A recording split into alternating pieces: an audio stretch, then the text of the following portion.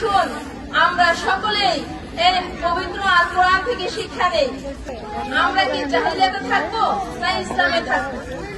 জাহিলিয়াতে থেকে মৃত্যুবরণ করলে ঠিকানা হবে জাহান্নাম, আর ইসলামের থেকে মৃত্যুবরণ করলে ঠিকানা হবে জান্নাত।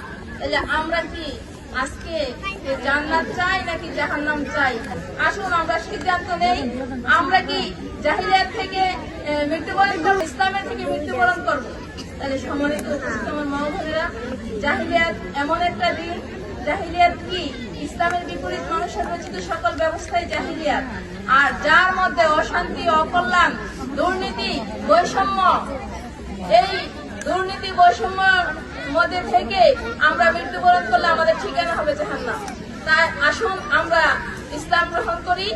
ইসলাম হচ্ছে সৌম্য, ইসলাম হচ্ছে মানুষের কল্যাণ, ইসলাম হচ্ছে মানুষের শান্তি। আমরা এই ইসলামী সমাজের আমির সাহেবের ডাকে সাড়া দিয়ে সকলে ঐক্যবদ্ধ হয়ে জাহিলিয়াত মূলোৎপাটন করার জন্য, ইসলাম প্রতিষ্ঠা করার জন্য আমাদের নিজের সময় অর্থ কোরবানি করে আমরা এই আপ্রাণ চেষ্টা করতে থাকি।